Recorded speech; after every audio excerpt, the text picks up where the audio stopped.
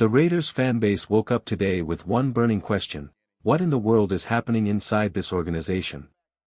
Because after everything we've seen this season, the chaos, the confusion, the silence, something deeper is going on, and it's time to talk about it.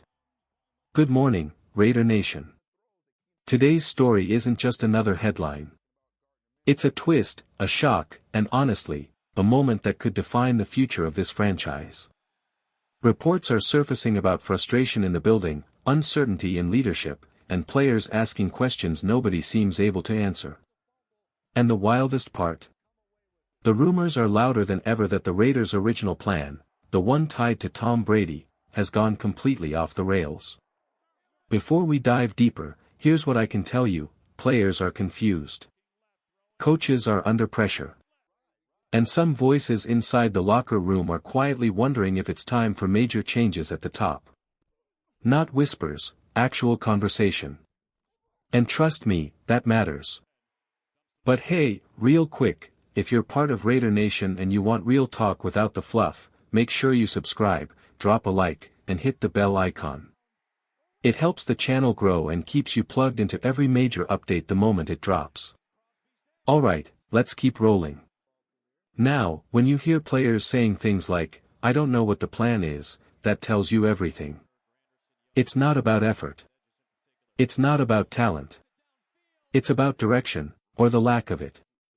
And while the team respects Pete Carroll as a person, even some of the guys admit privately that the energy feels off. Almost like they're waiting for someone to grab the wheel and steer this thing straight. And then there's the Brady angle.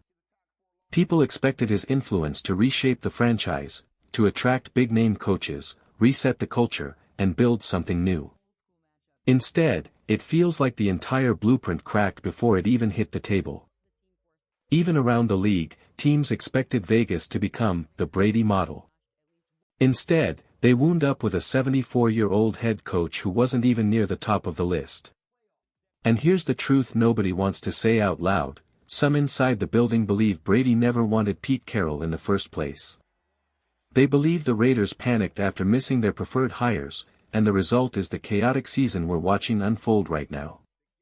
But this is just the beginning. More questions are rising, more reports are dropping, and more voices inside the locker room are starting to speak up. So stay with me, because what comes next could change everything. The idea behind pairing Pete Carroll with Chip Kelly was supposed to be simple: two experienced minds coming together to drag this franchise back toward relevance. Mark Davis believed Chip could bring energy and modern offense, and Pete could stabilize the culture. But the reality? Raider Nation has watched the exact opposite unfold. Let's be honest, the plan never clicked.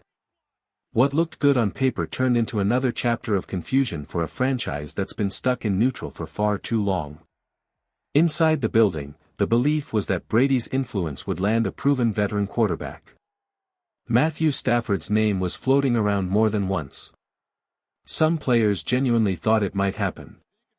But it never materialized, partly because the Raiders weren't willing to pay the price it would have taken.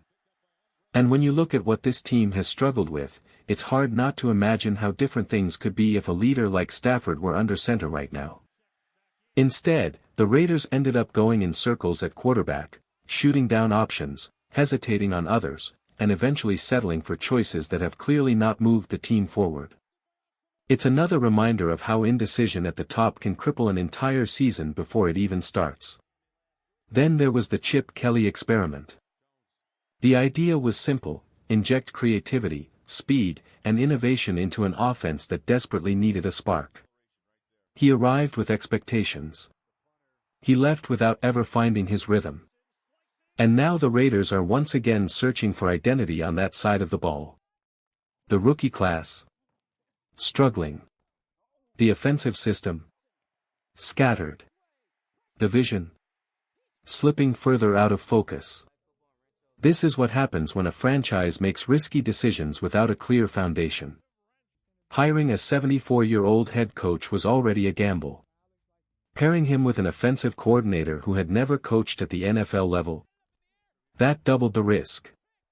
And when you make two hires that require everything to go perfectly, everything usually goes wrong. Across the league, the question is getting louder: what exactly are the Raiders trying to build? Even inside the facility, people are asking it quietly, but consistently. Former figures connected to the team haven't held back either. Some are blunt about how far the organization has drifted from having a stable direction. Others think the rebuild could take years if the Raiders don't finally commit to a clear long-term plan. But here's the part most people overlook: it doesn't have to take decades. Not if the right decisions are made right now. The Raiders have pieces. They have young talent. They might end up with a top draft pick and a chance to reset the quarterback position with someone they can actually build around. And with the right leadership, real leadership, a turnaround can happen much faster than people think. Because the biggest problem isn't the roster. It's the coaching. It's the blueprint. It's the direction from the top. And until that changes, Raider Nation will keep feeling exactly what they're feeling right now, stuck in the same cycle with different faces. More on that cycle, and what could break it, coming up next. Stay with me. The truth is harsh, but Raider Nation already knows it: this coaching staff isn't anywhere near NFL caliber. When a franchise fields a group that wouldn't crack the top 50 staffs in football, college or pro, the results speak for themselves. Young players don't develop. Veterans regress. And the team falls apart in every area that requires structure, teaching, and discipline. But here's what makes this situation even more frustrating: the Raiders actually have resources. They have cap space. They have multiple draft picks. They have foundational pieces like Max Crosby, Colton Miller, JPJ, Michael Mayer, and a backfield that can carry real weight. The roster isn't empty, it's mismanaged. This offensive line is the perfect example. With 3 young tackles, Charles Grant, DJ Glaze, and Caleb Rogers, there should be a real competition, a real developmental plan, and real coaching behind it. Instead, the staff can't even settle on where these guys belong. One of them should already be carving out a starting spot while the others grow into reliable depth. And with the cap space available, the Raiders should be aggressively adding 2 legitimate veteran linemen who can stabilize the interior. Good organizations attack the trenches first. This team keeps guessing. And the contrast is painful because last year's offensive line, with nearly the same personnel, ranked in the middle of the league. This year, they look lost. Nothing changed except the coaching, and that tells you everything. So when people inside the building whisper that it could take decades to fix this franchise, it's coming from frustration, not logic. Because the Raiders aren't decades away. They're a coaching staff away. They're leadership away. One competent head coach and one competent offensive mind could flip this roster faster than most people realize. But right now, the atmosphere inside the organization is heavy. There are staff members who quietly admit the problems run deep. Some players feel disconnected. Others feel unheard. And a few are openly questioning the direction in private conversations, especially after another year of instability, another year of blown decisions, and another year where hope evaporated by mid-season. And with Pete Carroll at 2-10, the writing on the wall isn't subtle anymore. Around the league, people expect the Raiders to move on. Inside the building, some believe the decision has already been made. There's doubt he even finishes the year. The front office understands they can't sell another season of chaos, confusion, and regression to a fanbase that's already boiling. The financial cost doesn't matter. The reputation cost does. And keeping this staff would cost more than firing them ever will. Even the players feel the tension. Some dread playing at home because the atmosphere has turned hostile, not toward them, but toward the decision-makers. And when players start talking about wanting out, when quarterbacks feel cornered, when fans are furious, and when the locker room senses the season is already over, that's when ownership can no longer hide from reality. Pete Carroll won't be leading this team next year. Everyone can see it now. But here's the twist that Raider Nation needs to think about: what happens next depends heavily on where this season ends. A couple meaningless late wins could make the job look less attractive, making it harder to land the high-end coach this rebuild desperately needs. And that brings us to the matchup on deck, Raiders vs Broncos. A rivalry soaked in history, hatred, and emotion, but also a game that forces the fanbase into an impossible question. Do you want the win, or do you want the future? Because today's result might shape far more than just the standings, the past day has forced me to face something I never thought I'd say out loud, but here it is. At this point in the season, the smartest thing for the Las Vegas Raiders is to lose.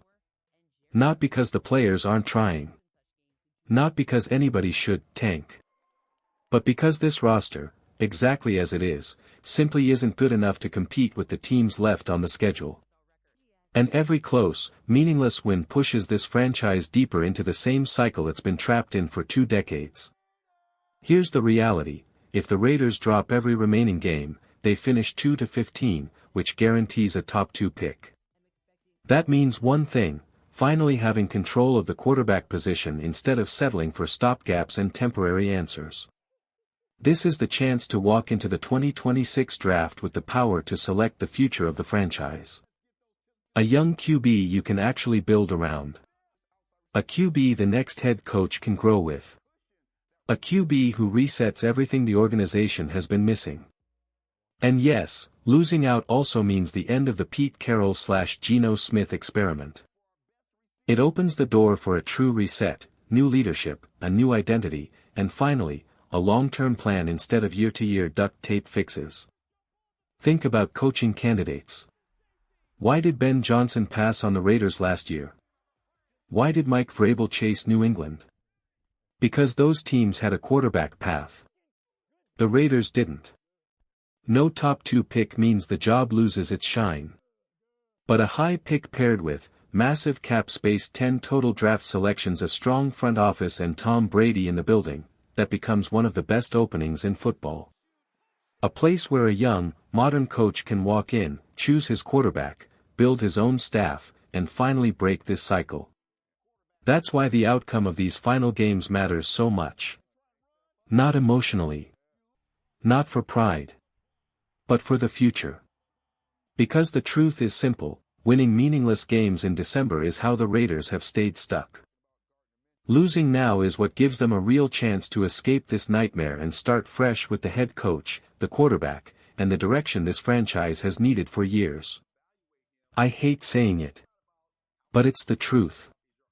And deep down, every Raiders fan knows it. The more I watch this season unfold, the clearer it becomes: Las Vegas isn't just battling opponents, the Raiders are battling the future of their franchise.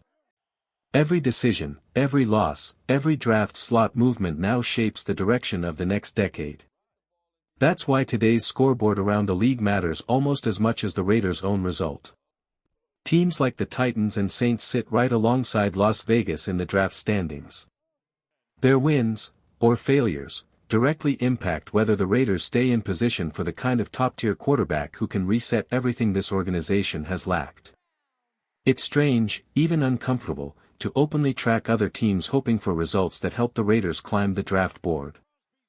But that's where this franchise is. The margin between picking second and picking fifth is the difference between choosing your franchise quarterback, or settling for another stopgap. And after the way this season has played out, settling simply isn't an option. The offensive line collapsing after losing JPJ. The defense constantly put in impossible situations. The coaching staff unable to adjust or elevate the roster. All of it points to one conclusion: the Raiders desperately need a fresh start at the most important position in the sport. Which brings us to the most meaningful game left on the Raiders' schedule, Week 17 versus the Giants. That matchup may end up determining whether Las Vegas stays in the race for the number 1 or number 2 pick. The tiebreakers are razor thin.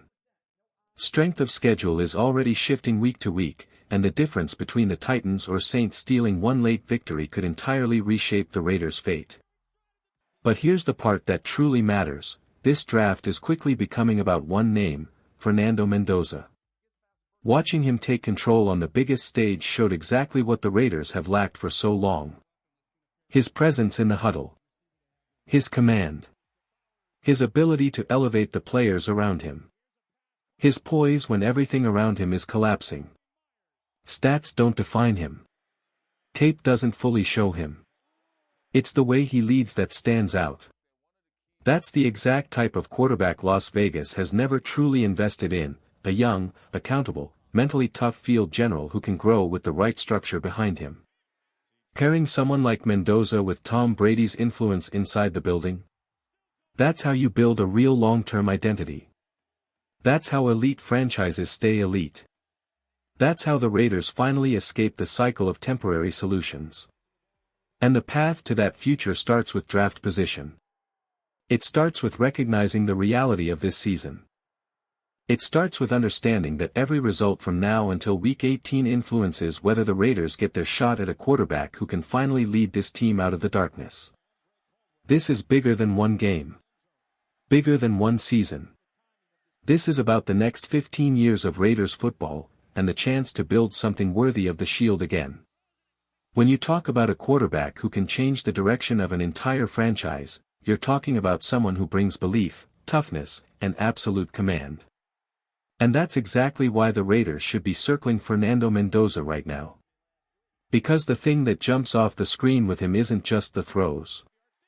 It's the way every single player around him suddenly plays harder. That, we're never out of it, mentality, that's what separates the guys who survive in this league from the ones who actually build something. And let's be real, that's something the Raiders have been missing. Too many games where we look flat. Too many moments where there's no spark. Mendoza brings that spark. He brings that identity. The way he responds in pressure moments tells you everything you need to know. When the lights get brighter, he gets calmer. When the game speeds up, he sees clearer. That second half opening drive he put together. That's the kind of composure and adjustment making that wins playoff games in the NFL. Raider Nation deserves a quarterback who doesn't flinch. A guy who isn't rattled by the moment. A guy who thrives in it. And yes, he's not the flashiest athlete on the board. He's not going to outrun linebackers for 60 yards. But the man can think, he can command, and he can deliver when everything around him is chaotic. That is the exact profile that pairs perfectly with someone like Tom Brady influencing the building behind the scenes, a young quarterback who wants to be coached hard and molded into something special. Mendoza checks that box more than anyone. My quarterback board for the Raiders, not the league, is simple: QB1, Fernando Mendoza QB2, Dante Moore QB3, Sellers, and that's it. Everybody else? Hard pass. If the Raiders want a developmental runner, I'd honestly rather trade a late pick for someone like Milroe than waste a first-rounder on a raw project. This team needs structure. It needs leadership. It needs someone who can step into the huddle and instantly own it. And that's why all of this ties back to something uncomfortable: the Raiders need to keep losing. Not for pride. Not for clout. For the future. If Las Vegas keeps stacking losses while other bottom teams steal a few wins, suddenly this franchise becomes the most attractive job on the market. Suddenly top coordinators become interested. Suddenly elite defensive minds want to come in and pair themselves with a new offensive identity and their hand-picked rookie QB. The worse this season gets, the better the next decade can be.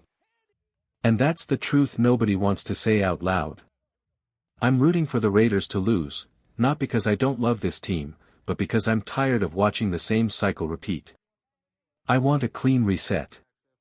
I want Pete Carroll out. I want Geno out of the division conversation entirely. And I want the silver and black to walk into this offseason with leverage, with options, and with the chance to land the quarterback who can change everything. Fernando Mendoza fits the mold. The toughness. The humility. The leadership. The late-game fire. The ability to rally men who should be outmatched. That's what the Raiders need more than anything. A direction. A voice. A quarterback who believes.